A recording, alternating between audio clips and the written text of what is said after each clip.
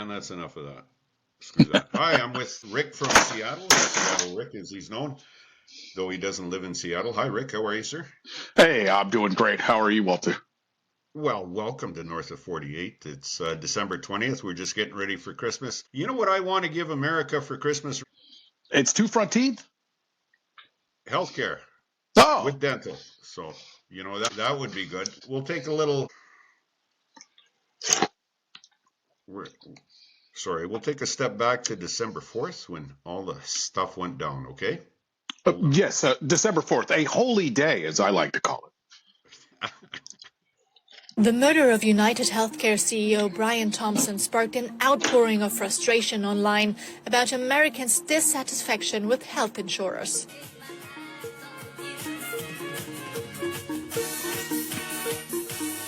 We've been trying to tell you that for-profit healthcare kills. United Healthcare is the largest health insurer in the U.S., covering over 50 million Americans. In 2023, the company made more than $16 billion in profits. Some say those profits come from not paying out on insurance claims. Yeah, that's right.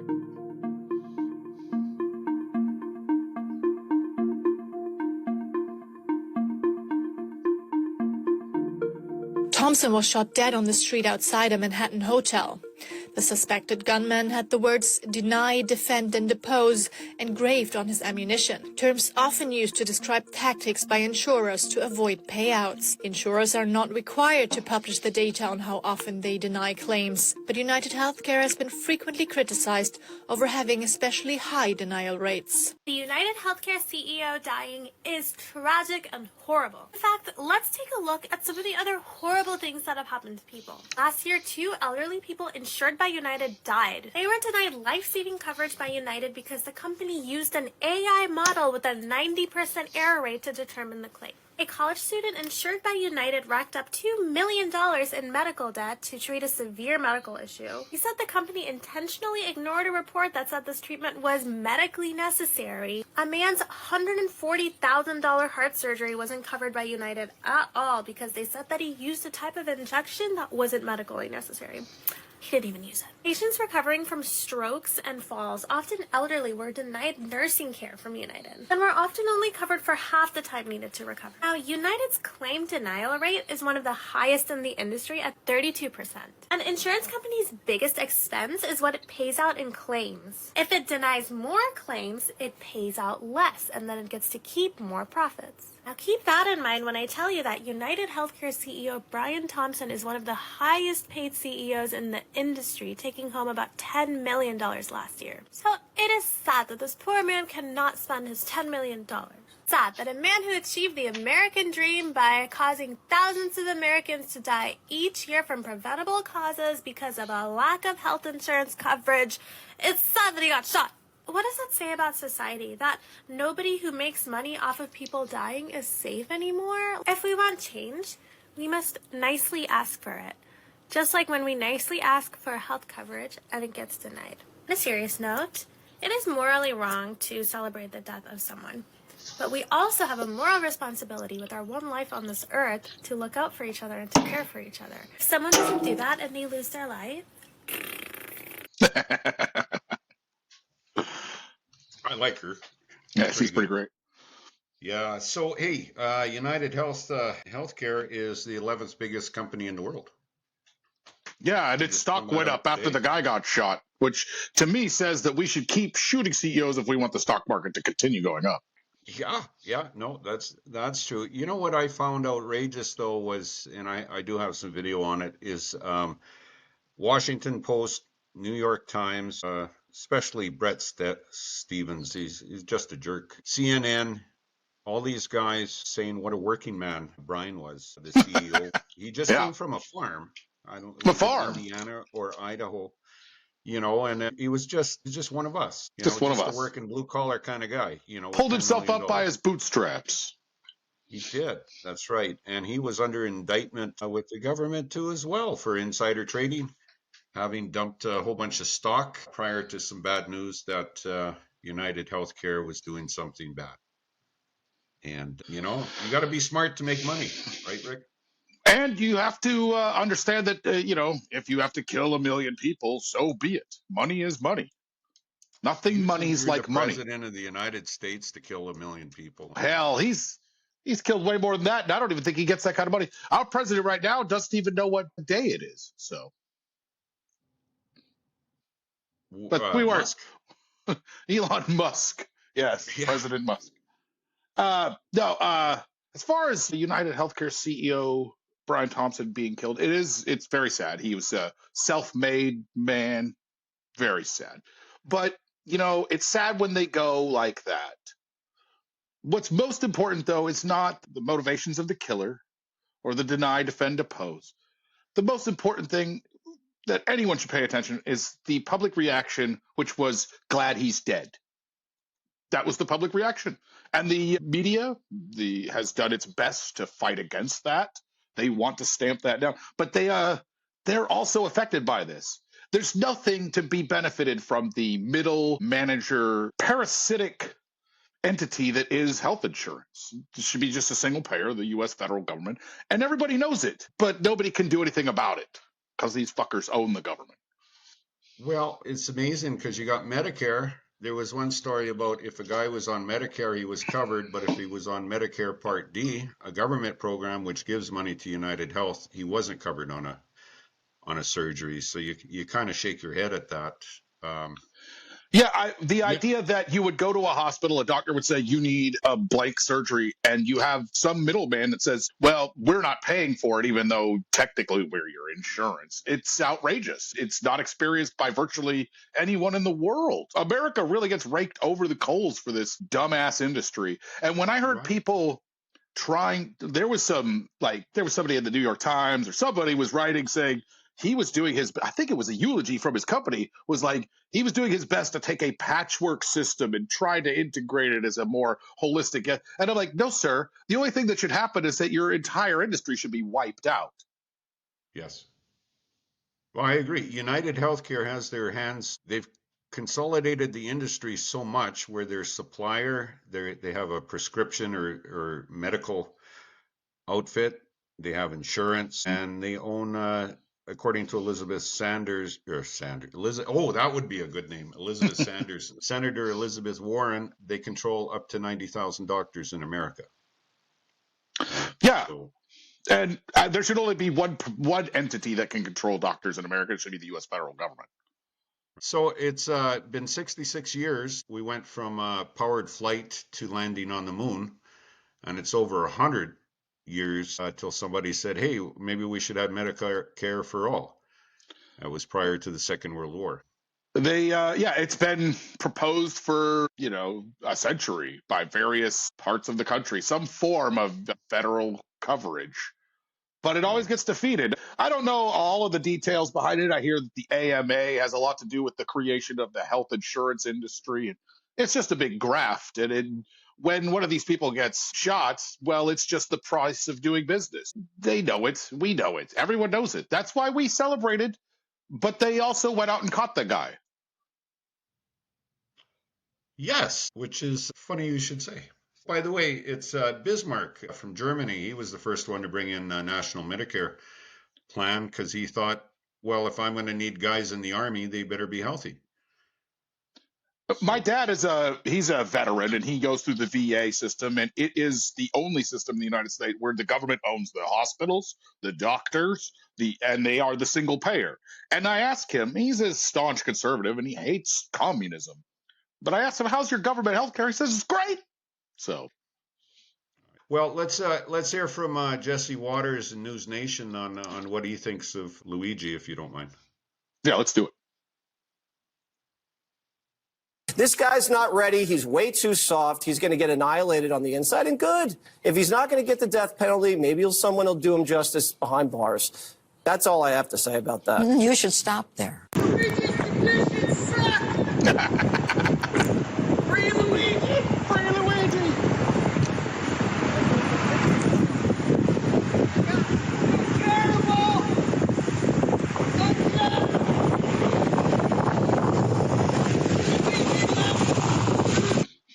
Yeah, I think he's okay in jail.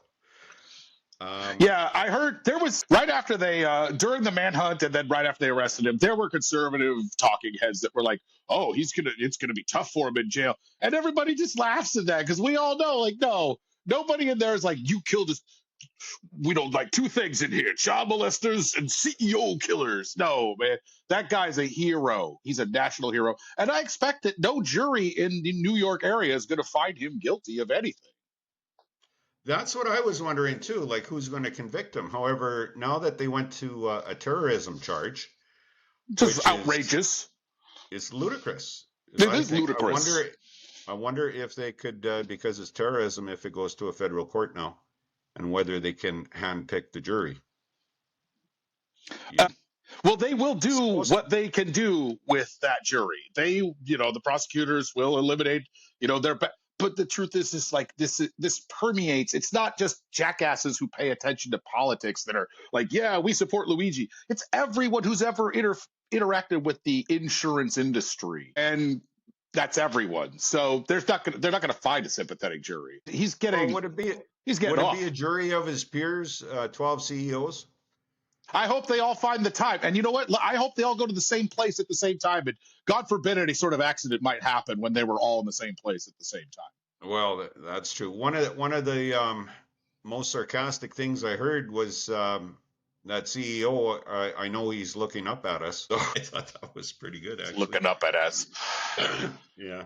I got another video of a woman talking about healthcare, and she's in New York because Luigi is now in New York. He's waived extradition, and they flew him. And I have a video of that too. But this next video kind of touched me in a way because she was so pensive about it, about what was happening. So just give me a second. I'll play that, okay? He is complicit in murder. These CEOs are all complicit in murder.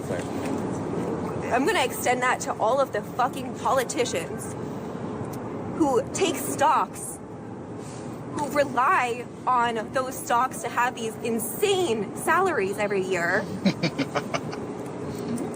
And Nancy Pelosi. Hi, Nancy Pelosi. Oh my God. Honestly, like, you are just scamming the people out of everything that they're owed, and then they're guaranteed jobs once they leave office with these fucking people that are fucking us over. I don't think she's leaving office. Who do we serve? We serve, like, does American people serve the people? Or do they serve these companies? But I'm not a violent person. I'm not going to hurt anybody.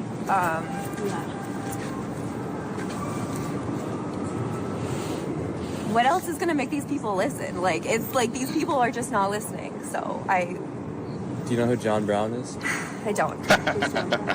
He's a radical abolitionist. Oh, I think I've been hurt. Okay. I might have. If John Brown is an American hero, Luigi's an American hero. Damn right. Well,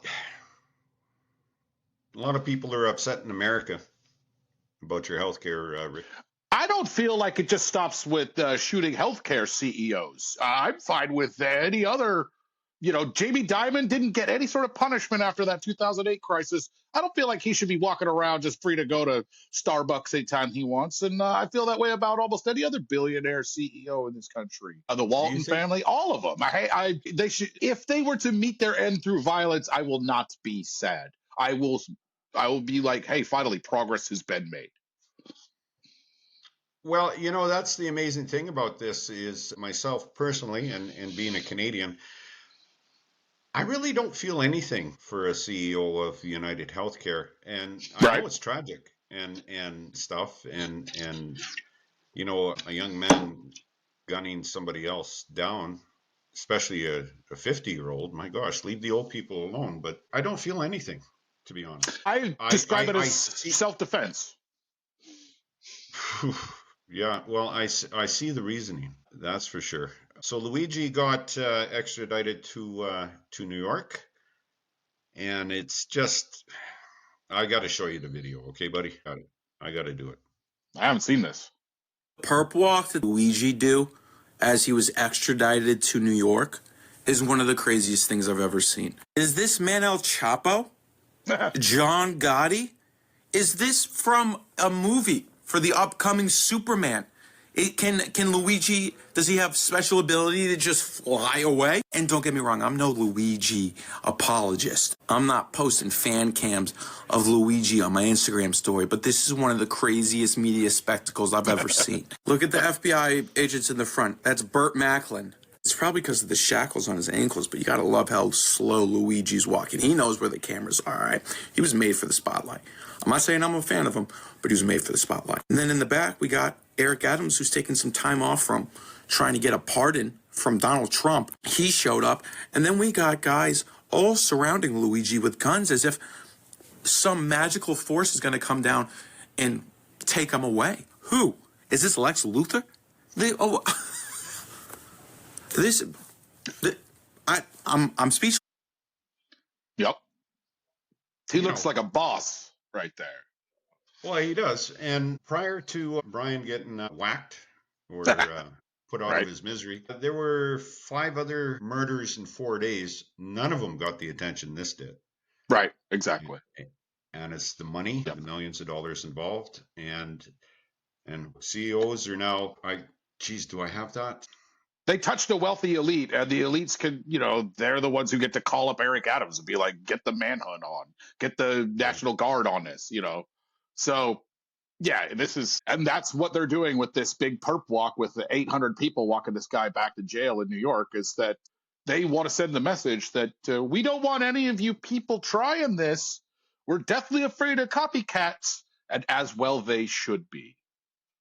Well, Kathy Hochul, the governor of New York, is setting up a hotline that CEOs, if they feel their life is threatened, they can phone. And, right. She wants the government resources and taxpayer-funded money to go towards keeping the CEOs safe in America. There's an endless spigot of money to keep a CEO safe.